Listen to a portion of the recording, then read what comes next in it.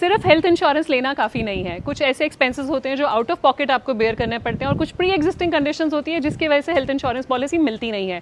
इसके लिए health fund बनाना ज़रूरी है।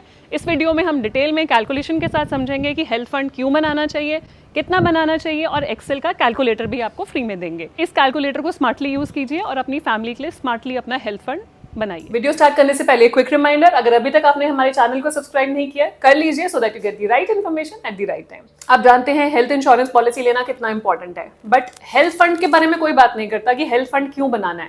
सो बेसिकली कुछ ऐसी चीजें हैं जिसके लिए हम हेल्थ फंड रेकमेंड करते हैं। पहला, ओपीडी एक्सपेंसेस। अभी भी 65% एक्सपेंसेस जो हेल्थ रिलेटेड होते हैं वो ओपीडी एक्सपेंसेस हैं।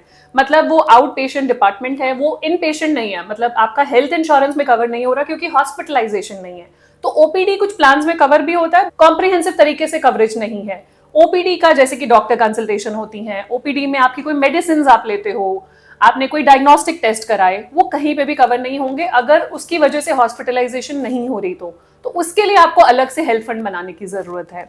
दूसरा रीजन है प्री एग्जिस्टिंग कंडीशंस। कई बार ऐसी कंडीशंस होते हैं जिसकी वजह से आपको पॉलिसी मिल ही नहीं पाती है।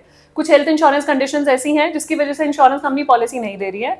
कुछ क्रॉनिक कंडीशंस हैं, कुछ चीजें ऐसी हैं जो अपफ्रंट रिजेक्शन लिस्ट में आती हैं, जो लिस्ट आपके सामने है। जैसे कि कैंसर अगर पहले से किसी को है, कोई हार्ट कंडीशन है, बेरियाट्रिक सर्जरी अगर आपने कराई हुई है which is weight loss surgery, rheumatoid arthritis है, कोई ब्रेन या स्पाइन का कोई डिजीज है विच इज क्रॉनिक और क्रिटिकल, पैनक्रियाटिस है, कोई लंग डिजीज है, हार्ट डिजीज जो हमने बात करी, न्यूरो डिजेनरेटिव डिजीजेस, लिवर के कोई डिजीज है, किडनी के डिजीज है, कोई ऐसे डिजीज है जो क्रॉनिक कंडीशन पे या किसी चीज का ट्रीटमेंट चल रहा है आपका, वो भी हेल्थ इंश्योरेंस कंपनीज आपको हेल्थ इंश्योरेंस नहीं देती हैं। उस केस में आप क्या करेंगे, जो प्रीमियम आपको हेल्थ इंश्योरेंस कंपनी को देना था वही आप हेल्थ फंड के फॉर्म में अपना हेल्थ फंड बनाएंगे, वही सेव करेंगे और एक हेल्थ फंड बनाएंगे। Health fund concept is nothing, just that आप कुछ पैसा सेव कर रहे हैं इन एन इन्वेस्टमेंट ऑप्शन, जहां पे आपको एक कॉर्पस इकट्ठा होता जा रहा है। कभी कोई मेडिकल इमरजेंसी है या ये वाले सिनेरियोज हैं जैसे कि ओपीडी, आपको पॉलिसी नहीं मिली और हॉस्पिटलाइजेशन होगी तो हेल्थ फंड में से आप विड्रॉ करके यूज कर सकते हैं। डेंटल ट्रीटमेंट्स, तो डेंटल ट्रीटमेंट्स आपकी हेल्थ इंश्योरेंस पॉलिसी में कवर नहीं होते जो आपके ओपीडी ट्रीटमेंट्स है। तो डेंटल ट्रीटमेंट जैसे कि रूट कनाल कराया आपने रेगुलर क्लीनिंग कराई, वो कवर्ड नहीं है। टूथ एक्सट्रैक्ट कराया, वो कवर्ड नहीं है। तो डेंटल ट्रीटमेंट जो ओपीडी ट्रीटमेंट है वो कवर्ड नहीं होते हैं, तो उसका भी एक्सपेंस अच्छा खासा होता है, उसके लिए आपका ये हेल्थ फंड काम आएगा। नेक्स्ट इज आपके आईज का कोई ट्रीटमेंट, लेसिक कराया जो आपकी पॉलिसी में कवर्ड नहीं है। कुछ टर्म्स एंड कंडीशंस होती हैं जिसकी वजह से लेसिक कवर होता है, अदरवाइज लेसिक कवर नहीं होता। जो आप आईसाइट करेक्शन कराते हैं, आपने ग्लासेस लिए, स्पेक्स लिए, तो वो भी कवर्ड नहीं है किसी भी कंपनी में। नेक्स्ट पॉइंट है जो बहुत ही इंपॉर्टेंट पॉइंट है, आप लोग जानते हैं कि हेल्थ इंश्योरेंस में इन्फ्लेशन कितनी ज्यादा है। हेल्थ इंश्योरेंस के प्रीमियम आए दिन बढ़ते ही जा रहे हैं और एक टाइम ऐसा आ जाएगा कि जब हेल्थ इंश्योरेंस प्रीमियम्स अनअफोर्डेबल हो जाएंगे। लेट्स से आप जब अपने 60s में 65, 70 की एज पे पहुंच जाते हैं तो हेल्थ इंश्योरेंस प्रीमियम काफी अनअफोर्डेबल हो जाते हैं, लाखों में पहुंच जाते हैं। तो अभी किसी से बात हो रही थी, 5 लाख की पॉलिसी के लिए वो 1.5 लाख रुपए एनुअल प्रीमियम पे कर रहे हैं, which is like more than 20% of the sum assured, जो कि बहुत ज्यादा है। तो इसका सोल्यूशन क्या होता है, इसके लिए हम आपको रिकमेंड करते हैं कि डिडक्टेबल ऑप्शन चूज कीजिए। डिडक्टेबल होता है कि एक स्मॉलर अमाउंट आप अग्री कीजिए, कोई क्लेम आएगा तो आप पे कर देंगे, उसके बदले में इंश्योरेंस कंपनी आपको डिस्काउंट देती है।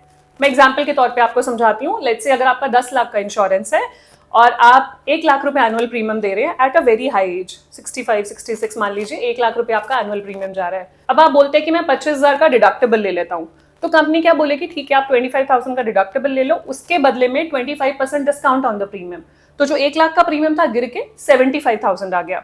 लेकिन कंडीशन क्या लगी कि कोई क्लेम आएगा तो एनुअल एग्रीगेट डिडक्टेबल है 25,000 का, पहला 25,000 क्लेम में आपको देना है। तो अब जब ये हेल्थ फंड आप बिल्ड कर रहे हैं, जो प्रीमियम आपको इंश्योरेंस कंपनी को देना था वो इंश्योरेंस कंपनी को ना दे के आप हेल्थ फंड में डाल दीजिए। मान लीजिए कभी कोई क्लेम की जरूरत पड़ती है फ्यूचर में, तो आप हेल्थ फंड से निकाल के भी इनिशियल 25,000 पे कर सकते हैं।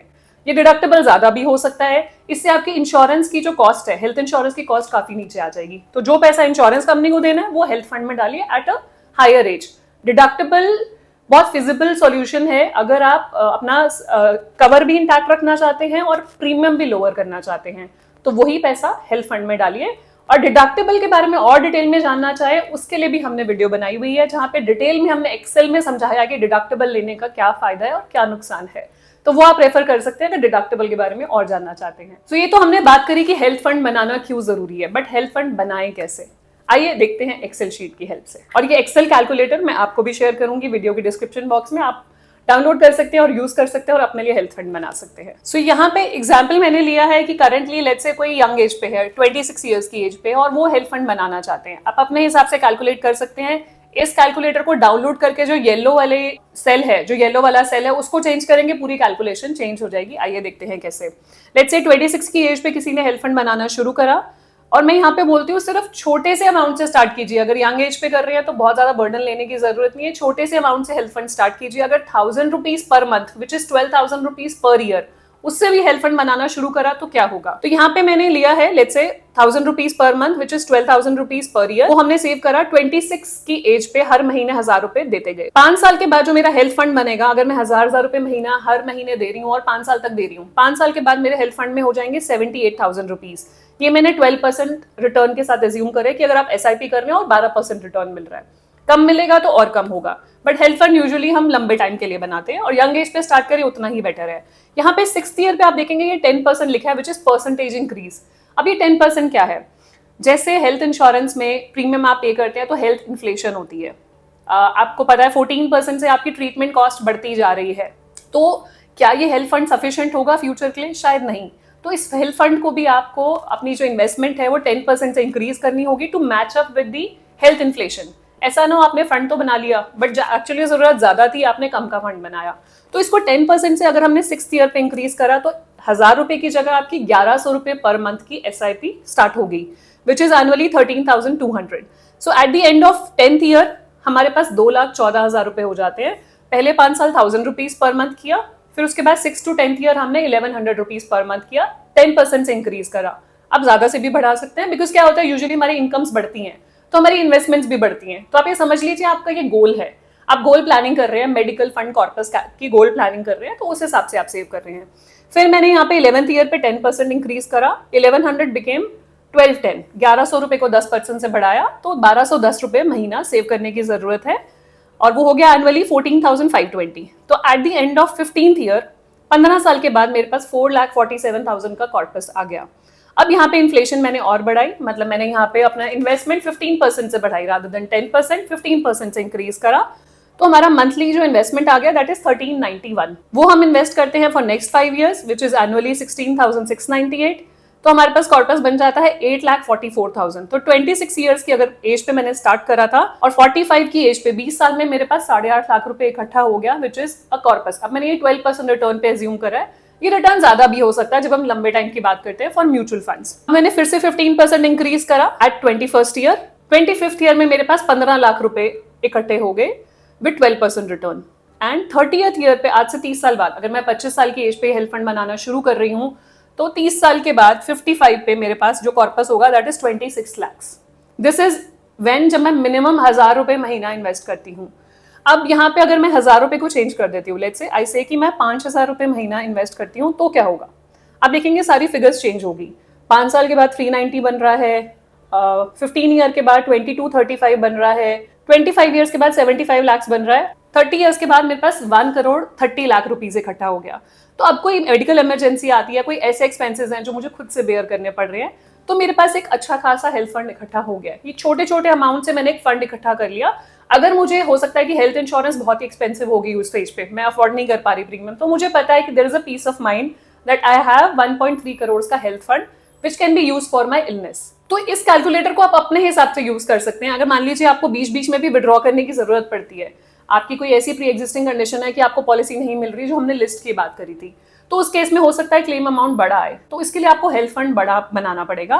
रीजन मीन आप देखिए, मैं बोल रही हूँ कि 5,000 रुपए महीना आप सेव करें, आप हेल्थ इंश्योरेंस कंपनी को भी तो कुछ प्रीमियम देने वाले थे ना। मान लीजिए आपको हेल्थ इंश्योरेंस पॉलिसी नहीं मिली, तो वो वाला अमाउंट यहाँ पे इन्वेस्ट कर दीजिए सो दैट आपके पास एक कॉर्पस जुड़ता रहे। हम कहते तो हैं कि चलो प्रोविजन करेंगे, बट अगर इस तरीके से आप डेडिकेटेड प्रोविजन कर लेंगे, उसको ईयर मार्क कर देंगे, ये मेरे गोल के लिए है मेडिकल इन्फ्लेशन, ये मेरे गोल के लिए है मेडिकल कॉर्पस के लिए, तो वो पैसा बिल्कुल अलग हो जाएगा। बाकी खर्चे आपके चलते रहेंगे, ये पैसा अलग होता रहेगा, और कभी भी आपको मेडिकल इमरजेंसी आती है तो ये पैसा हैंडी होगा। ये एक्सेल शीट मैं आपके साथ शेयर करूंगी, आप इसको मॉडिफाई कर सकते हैं, जैसे मैंने दिखाया 1000 रुपीज पे इसको 5,000, 10,000 जो भी आप अमाउंट रखना चाहें, दिस इज मंथली अमाउंट, 3,000 जो भी रखना चाहें, अकॉर्डिंगली जो फाइनल कॉर्पस है वो चेंज हो जाएगा, नीचे आपका कॉर्पस चेंज होता रहेगा।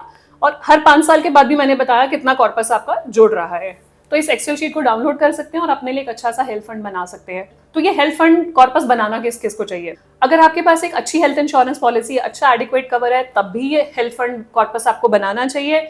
अगर आपके पास हेल्थ इंश्योरेंस पॉलिसी नहीं मिल रही, तब तो डेफिनेटली ये हेल्थ फंड कॉर्पस आपको बनाना ही चाहिए। अदरवाइज आप अपनी सेविंग्स में से पैसा निकालेंगे, कल को जरूरत होगी तो सेविंग्स में से निकालेंगे। ये डेडिकेटेड होगा, आपको पता है ये मेरे मेडिकल फंड के लिए ही है, तो ईजी हो जाएगा चीजें मैनेज करना, चीजें मिक्सअप नहीं होंगी, बिकॉज लाइफ के और भी गोल्स है, तो मेडिकल इमरजेंसी की वजह से बाकी गोल्स आपके खराब नहीं होंगे। So this was what I wanted to put across through this video कि हेल्थ फंड की इंपॉर्टेंस क्या है और आप हेल्थ फंड कैसे बना सकते हैं। अगर वीडियो यूजफुल लगी हो तो प्लीज शेयर कर दीजिएगा फ्रेंड्स एंड फैमिली के साथ, एंड ऐसी और वीडियोस देखने के लिए हमारे चैनल को सब्सक्राइब करना मत भूलिए। मिलते हैं आपको नेक्स्ट वीडियो में नए टॉपिक के साथ, तब तक stay safe, take care, bye bye.